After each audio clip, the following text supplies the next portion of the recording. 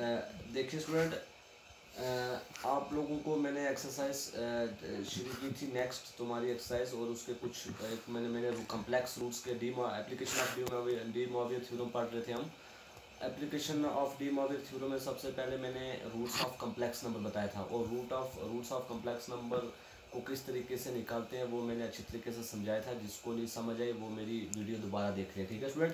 तो फिर मैंने कुछ एक्सरसाइज के क्वेश्चन दिए थे। उस एक्सरसाइज में कुछ बच्चे बोल रहे थे कि एक दो क्वेश्चन हमें प्रैक्टिस कर लो, तो देखिए मैं वही प्रैक्टिस करवाऊंगा जो रूट्स के रिलेटेड है, ठीक है ना। अभी जो दूसरे nth रूट वगैरह वो मैं पहला क्वेश्चन हो गया, जैसे दूसरा हो गया, ठीक है ना, तो उनको हम नेक्स्ट लेक्चर में पढ़ेंगे। आज मैं वो करूँगा जो कम्प्लेक्स रूट के रिलेटेड है तुम्हारी एक्सरसाइज के क्वेश्चन। तो देखिए एक दो पार्ट में करवाऊंगा हर एक क्वेश्चन का जो है, तो बाकी आप खुद ट्राई करेंगे। देखिए क्वेश्चन नंबर 4 का पहला पार्ट कह रहा है एवेलुएट कीजिए 1 की पावर 1/3। इसका मतलब ये क्या है, ये क्यूब रूट ऑफ यूनिटी है। जैसे हमने फोर्थ रूट ऑफ यूनिटी पढ़ा था ना, तो ऐसे इसका मतलब क्या है, क्यूब रूट ऑफ यूनिटी। तो देखिए 1 की पावर 1/3, मैंने आपको नोट पीछे करवाया था, आपको नोट 3-4 नोट्स लिखवाए थे कि बोला था मैंने कि याद रखना आप लोगों ने, तो वही नोट का यूज़ करूँगा। देखिए 1 की पावर 1/3 है, तो मैं इसको लिख सकता हूँ क्या, cos 0 प्लस आयोटा साइन 0 की पावर 1/3।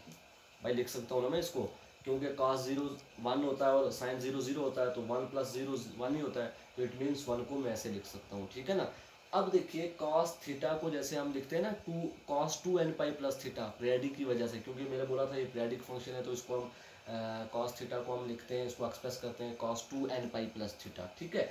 तो अब इधर थीटा की जगह 0 है, तो मैं इसको लिखूंगा cos 2n पाई प्लस 0। तो मैं इसको लिख सकता हूँ cos 2n pi plus 0 plus iota sign 2n pi plus 0 की होल पावर 1/3, ठीक है स्टूडेंट।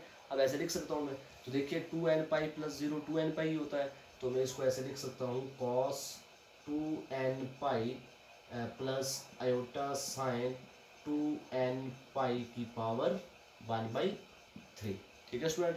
अब देखिए डी मॉर्वियर थ्योरम लगाऊंगा, तो पावर n है तो 1 तो मल्टीप्लाई हो जाएगी, मतलब 1/3 जब अंदर आएगा तो हो जाएगा cos 2n pi upon 3 plus iota sign of 2n pi upon 3, ये तुम्हारे इसके बराबर हो गया, ठीक है स्टूडेंट। अब रूट निकालने के लिए मैंने क्या बोला था आपको कि रूट्स निकालने के लिए अब यहाँ पर n की वैल्यू पुट करेंगे फ्रॉम कहाँ से, 0 से लेकर 1 to the cube root of unity. तो जैसे फोर्थ रूट ऑफ यूनिटी के लिए हम पुट करते थे 0 1 2 3, ऐसे क्यूब रूट ऑफ यूनिटी के लिए पुट करेंगे 0 1 2, मतलब एक वैल्यू कम। मैंने समझाया था आपको पहली वीडियो में एक वैल्यू कम कैसे होती है, ठीक है, वो आप देख लें। तो अब इधर क्यूब रूट ऑफ यूनिटी है, तो n की वैल्यू पुट करूँगा 0 1 2, हम लिखेंगे putting n equal to 0 1 2 the cube root of unity लिख सकते हैं हम, the cube root of unity. तो देखिए जब n की वैल्यू 0 पुट करूंगा तो इधर क्या हो जाएगा cos 0/3, और सिमिलरली आगे भी cos 0, तो cos 0 प्लस साइन 0 कितना हो जाएगा 1। तो इट मीन्स जब 0 पे पुट किया मैंने तो इसकी वैल्यू आ गई। ऐसे हम लिख सकते हैं, पहले 0 पुट करेंगे तो मैं ऐसे लिख सकता हूँ cos 2n पाई की जगह पर 0, तो यह हो जाएगा cos 0 प्लस आयोटा साइन 0, ठीक है, एक वैल्यू आ जाएगी ये। और दूसरी वैल्यू क्या आ जाएगी, जब n की वैल्यू 1 पुट करूंगा तो क्या आ जाएगा cos 2 pi upon 3 plus iota sign 2 pi upon 3। Similarly जब n की वैल्यू 2 पुट करूंगा तो क्या आ जाएगा 2 2 और 4, तो 4 पाई अपॉन 3 आ जाएगा cos 4 पाई अपॉन 3 प्लस आयोटा साइन 4 पाई अपॉन 3, ठीक है स्टूडेंट, तो ये आ जाएगा। अब देखिए इसके बाद क्या करते हैं, देखिए अब cos 0 प्लस आयोटा साइन 0 कितना हो जाएगा 1, तो इसकी जगह लिखूंगा मैं 1 कामा, देखिए cos 2 pi upon 3, cos 2 pi upon 3 को मैं क्या ऐसे नहीं लिख सकता, cos पाई माइनस पाई अपॉन 3 ऐसे लिख सकता हूँ ना, क्योंकि मैंने पाई माइनस एक्स की फॉर्म में बनाऊंगा इसको। तो cos पाई माइनस पाई अपॉन 3 को मैं वापस जब ब्रेक करूंगा तो वही आ जाएगा मेरे पास cos 2 pi upon 3 plus iota sine, तो इसको भी ऐसे कर दूंगा break, pi minus pi upon 3, ठीक है स्टूडेंट। उसके बाद सिमिलरली 4 पाई को कैसे करूंगा मैं, 4 पाई के लिए मैं लिखूंगा cos pi plus pi upon 3 plus iota sine pi plus pi upon 4, ठीक है ना। 4 के लिए प्लस आ जाएगा, cos pi plus pi upon 3 plus iota sine pi plus pi upon 3। अब देखिए दिस या और 1 का 1। अब देखिए cos pi minus theta, cos pi minus theta होता है माइनस कॉस थीटा, तो मैं लिखूंगा minus cos pi upon 3 plus iota sine pi minus theta होता है साइन थीटा, तो iota sine pi upon 3। Similarly इधर भी cos pi plus pi upon 3 जो होता है ना, वो कॉस पाई माइनस थीटा भी माइनस कॉस थीटा होता है और कॉस पाई प्लस थीटा भी माइनस कॉस थीटा होता है। लेकिन sine pi minus theta plus sine theta होता है, लेकिन प्लस का अगर sine pi plus sine pi minus theta आएगा तो sine theta, sine pi plus theta आएगा तो माइनस साइन थीटा, ठीक है ना। तो इधर आ जाएगा कॉस पाई प्लस मतलब पाई प्लस थीटा होता है माइनस का कॉस थीटा, तो माइनस का कॉस थीटा मतलब पाई अपॉन 3। सिमिलरली आयोटा क्योंकि साइन भी माइनस का हो जाता है प्लस के केस में, आयोटा साइन पाई अपॉन 3, ठीक है स्टूडेंट। आई होप आपको ये समझ आया होगा। अब देखिए मैं क्या लिख सकता हूँ, और 1 कामा देखिए पाई अपॉन 3, मैं इसको लिख सकता हूँ ऐसे इसकी इनकी वैल्यू डाल दो। देखिए कॉस पाई अपॉन 3, पाई अपॉन 3 कॉस कॉस 60 की वैल्यू, पाई अपॉन 3 का मतलब 60, क्यों पाई की वैल्यू 180 होती है, तो 180 अपॉन 3 60, तो इट मीन्स कॉस 60, तो कॉस 60 की वैल्यू कितनी होती है 1 अपॉन 2, तो साथ में माइनस है तो माइनस 1 अपॉन 2 प्लस आयोटा का आयोटा साइन 60 की वैल्यू कितनी होती है, साइन 60 की वैल्यू होती है √3 अपॉन 2 कॉमा ऐसे ही कॉस पाई अपॉन 3 मतलब minus 1 upon 2 minus iota √3 upon 2। तो these are the values of cube root of unity. अब देखो 1 comma minus 1 upon 2 plus this comma this, तो ये आ गई वैल्यू। आई होप आप सारे स्टूडेंट को समझ आया होगा कि किस तरीके से रूट्स निकाले जाते हैं, ठीक है स्टूडेंट। अब बाकी वाले दूसरा पार्ट आप लोग खुद करेंगे। तो आगे क्वेश्चन नंबर जो देखिए क्वेश्चन नंबर आगे 6 जो है वो भी 6 के सारे पार्ट इसी तरीके से करने हैं सिमिलरली, वो लोग आप खुद करेंगे। क्वेश्चन नंबर 7 के भी ऐसे ही करने बिल्कुल सिमिलरली, कोई परेशानी वाली बात नहीं है। क्वेश्चन नंबर 8 जो है वो उससे भी आसान है, उसमें भी कोई परेशानी वाली बात नहीं भाई।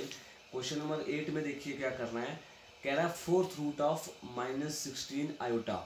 इसका क्या बोल रहा, वो बोल रहा find the 4th root of, कह रहा है -16 आयोटा का 4th रूट निकालिए। तो देखिए जहाँ पर 1 की पावर 1/3 था ना, तो 1 की पावर 1/3 का मतलब क्यूब रूट ऑफ दिस, ठीक है ना। ऐसे ही वो बोल रहा -16 आयोटा की, तो हम लिखेंगे -16 आयोटा की power 1/4 equal to 16 into cos, जो भी लिखना आपने कॉस की वैल्यू निकालनी है, तो सिमिलरली कॉस आयोटा लिखकर सिमिलर जैसे पीछे किया हमने, फिर एन की वैल्यू डालो 0 1 2 3 अप टू जितनी डालनी है आपने value up to so on जाएगा, क्योंकि अप टू 16 है ना, तो 16 है तो ये 0 1 2 3 अप टू आगे चलता जाएगा, ठीक है ना। तो सॉरी 4th रूट निकालना, तो 0 की एन की वैल्यू 0 से 3 तक ही पुट करनी है, क्योंकि 4th रूट बोल रहा है 4th रूट किसका निकालो -16 आयोटा का निकालो।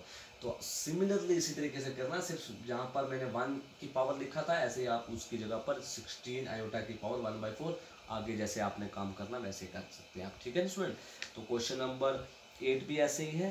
और क्वेश्चन नंबर जो आगे 9 है, 9 में बोल रहा फाइंड द नहीं कोई अलग है, question number 10 question number same उसी तरीके से है जिस तरीके से अभी हमने जो पार्ट किया क्वेश्चन नंबर 10 सिमिलरली उसी तरीके से, इसमें कोई परेशानी वाली बात नहीं है। तो बात करते हैं क्वेश्चन नंबर 8th नहीं 9th क्वेश्चन नंबर, ठीक है ना। क्वेश्चन नंबर 9th कह रहा है if z equal to cos theta plus iota sine theta की वैल्यू 2/3 है, कह रहा है what is the number of root. फिर दूसरा पार्ट बोल रहा आर दी रूट्स रियल और कम्प्लेक्स। तीसरे पार्ट में प्रूफ करना टू दी रूट्स फॉर्म है जीपी, कह रहा है जीपी बना रहा है कि नहीं। फिर 4th पार्ट में कह रहा है right the roots of theta equal to 0, कि ये थीटा इक्वल टू 0 के रूट्स निकालने हैं आप लोगों ने। तो देखिए इसमें जो गिवन दिया हुआ ना cos theta plus iota sign 2/3 की पावर 2/3, तो इसको मैंने कहा आप इसको ऐसे लिख सकते हो जैसे x क्यूब को मैं लिख सकता हूँ ना x स्क्वायर की पावर x स्क्वायर नहीं x अगर ऐसा हो 3/2 हो, 3/2 हो ना, मतलब x की पावर सॉरी 2/3 है, तो इसको मैं ऐसे भी लिख सकता हूँ x का स्केयर की पावर 1/3, ऐसे भी लिख सकते हैं। तो सिमिलरली इसको ऐसे ही ब्रेक करना आपने कि पावर 2/3 है तो स्केयर को अंदर कर देंगे, पावर 1/3 बाहर, फिर 1/3 का कंसेप्ट यूज़ करना। फिर हाँ, पहले 2 को अंदर यूज़ करो बाई डी मेबर थ्योरम से, जब 2 अंदर फिट बैठ जाएगा तो फिर 1/3 को अंदर बैठाओ, फिर सिमिलरली जिस तरीके से मैंने अभी किया वही प्रोसेस लगाना है, तो वैल्यू निकलती जाएंगी। ठीक है ना स्टूडेंट। तो नंबर ऑफ रूट्स इसमें कितने निकल रहे हैं वो आप देख सकते हैं। तो देखिए, तो बात रही जीपी की, तो तीसरे पार्ट में कह रहा है जीपी बनाती है कि नहीं। तो मैंने कहा था कि जीपी के बारे में हम लेक्चर अलग से लेक्चर देंगे इसके बारे में, क्योंकि इसके रिलेटेड एक एग्जांपल भी है जीपी के बारे में और एक क्वेश्चन भी है, तो इसलिए इसके बारे में जब पढ़ेंगे तो फिर आप ये तीसरा पार्ट खुद निकाल सकते हो। ठीक है स्टूडेंट। और क्वेश्चन नंबर 10 जो है ना, 10 सिमिलरली इसी तरीके से जैसे हमने किया, कह रहा फाइंड द वैल्यू ऑफ। तो देखिए, अगर आप इसकी वैल्यू निकालनी है तो वैल्यू निकालने के लिए आप इसको बाई पोलर फॉर्म में कन्वर्ट कर सकते हो। 1 प्लस आयोटा की पावर 2/3 है, तो आप लेट कर लो 1 प्लस आयोटा को पोलर फॉर्म में r cos theta plus iota sine theta, वहाँ से आर की वैल्यू, ये मैं क्वेश्चन नंबर 10 की बात कर रहा हूँ, ठीक है ना स्टूडेंट, 10 की। तो पोलर फॉर्म में कन्वर्ट करने के बाद वहाँ से आर की वैल्यू निकालनी है, फिर थीटा की वैल्यू निकालनी है। तो जब आर की वैल्यू निकल जाएगी, थीटा की वैल्यू भी निकल जाएगी, तो फिर आपने उस पहली इक्वेशन में पुट कर देना इनको। जब इसको पुट करोगे तो पुट करने के बाद फिर जो आपके पास रिजल्ट आएगा वहाँ पर आपने एन की वैल्यू पुट करनी है। जैसे मैंने कम्प्लेक्स रूट शुरू में समझाया था, पहली वीडियो आप देख सकते हैं, मेरा पहला लेक्चर, उसमें मैंने root of complex number detail में पढ़ाया था कि किस तरीके से इसमें हम यूज़ करते हैं पोलर फॉर्म, किसी क्वेश्चन कोई उस फॉर्म का होता है। तो ठीक है स्टूडेंट। तो उसमें आप इसी तरीके से पहले इसका थीटा, मतलब इसको कम्प्लेक्स नंबर को पोलर फॉर्म में लिखेंगे, फिर वहाँ से आर और थीटा की वैल्यू निकालेंगे, निकालने के बाद जो फॉर्म बनेगी वहाँ पर एन की वैल्यू 0, 1, 2 पुट करेंगे, क्योंकि क्यूब रूट है। तो 0, 1, 2 वैल्यू पुट करने के बाद जो आपके पास रिजल्ट आएगा वो तुम्हारा आंसर हो जाएगा। ठीक है स्टूडेंट। उसके बाद क्वेश्चन नंबर 11 की बात करें अगर हम, तो कह रहा है find all the values of 1 plus iota की power 1/3 and obtain their product. तो सिमिलरली जैसे अभी 10 का पहला पार्ट समझाया मैंने, सेम उसी तरीके से पोलर फॉर्म में लेना है, फिर वहाँ लास्ट में जाकर एन की वैल्यू डालनी है। तो फिर एन की वैल्यू डालने के बाद जो वैल्यू आएगी आपके पास लास्ट में, वहाँ से 1 प्लस आयोटा निकल, जो वैल्यू आएगी ना लास्ट में आपके पास, उन वैल्यू को क्या कर देना, प्रोडक्ट कर देना, बोला फाइंड देयर प्रोडक्ट। तो लास्ट में उन सारे वैल्यू को मल्टीप्लाई कर देना, मल्टीप्लाई करने के बाद जो तुम्हारा रिजल्ट आएगा वो रिक्वायर्ड आंसर होगा। ठीक है स्टूडेंट। सिमिलरली बी पार्ट भी इसका इसी तरीके से, सी बी डी बी, और क्वेश्चन नंबर 12 भी इसी तरीके से है। और 13 कह रहा है express rho equal to this this in the form of this and derive all the values of. तो ये भी उसी तरीके से कह रहा है, पहले इसको इस फॉर्म में एक्सप्रेस करो, मतलब पूरा फॉर्म बता रहा है, कह रहा है इस फॉर्म में एक्सप्रेस करो, फिर डिराइव करो, वैल्यूज निकालो। ठीक है। और क्वेश्चन नंबर 14 भी ऐसे ही है। तो मैं इनके इस एक्सरसाइज के जितने मैंने क्वेश्चन बताए कि सेम इसी तरीके से, इनकी फ़ोटो आपको भेज दूंगा। आप पहले इस क्वेश्चन को समझें, फिर मैंने जो कहा सारा ये सुने, और फिर देखें एक्सरसाइज के क्वेश्चन क्या है। एक्सरसाइज के क्वेश्चन देखने के बाद फिर अंदाज़ा लगाएं आप खुद कर सकते हैं कि नहीं। अगर कर सकते हो तो मुझे रिप्लाई करना, अगर नहीं कर सकते तो तब भी मुझे कमेंट बॉक्स में ज़रूर रिप्लाई करना। ठीक है स्टूडेंट। तो आपको करना होगा, क्योंकि 15 जुलाई के बाद शायद में भी आपके एग्ज़ाम शुरू हो जाएंगे, ठीक है ना, आपके सेमेस्टर के। तो इसलिए आपको करना होगा किसी भी तरीके से कंप्लीट, क्योंकि आप जितनी आप साथ दोगे उतना ही मैं आगे बढ़ पाऊँगा। ठीक है ना। तो आई होप ये क्वेश्चन आप कर लेंगे। रही बात क्वेश्चन नंबर 1 की और 2 की और 3 भी है साथ इसमें, तो इतना ही इंपॉर्टेंट नहीं है। पहला थोड़ा इंपॉर्टेंट क्वेश्चन है, वो हम करेंगे पहला क्वेश्चन, और क्वेश्चन नंबर 5 के भी 1-2 पार्ट इंपॉर्टेंट है, क्वेश्चन नंबर 5 भी करेंगे। तो इस क्वेश्चन नंबर 1 और 5 क्वेश्चन जो है ये थोड़े डिफरेंट हैं, ये हम करेंगे नेक्स्ट लेक्चर में इंशाल्लाह, और जीपी के बारे में भी पढ़ेंगे नेक्स्ट लेक्चर में। और इस लेक्चर में इतना ही, और इसके रिलेटेड जितने क्वेश्चन थे वो मैंने बता दिए, वो सारे अब आप खुद करेंगे। ठीक है स्टूडेंट। तो उसके बाद फिर हम चलेंगे नेक्स्ट एक्सरसाइज पे, 3 पॉइंट जो भी है, 3 पॉइंट बी है, एक मिनट देखता हूँ मैं, 3 पॉइंट बी, हाँ नेक्स्ट एक्सरसाइज 3 पॉइंट बी पे चलेंगे। ठीक है स्टूडेंट। तो आज के लिए इतना ही काफ़ी। आई होप आप सबको मेरी बात समझ आ गई होगी। तो ओके, थैंक यू, तब तक के लिए खुदा हाफिज़। ओके।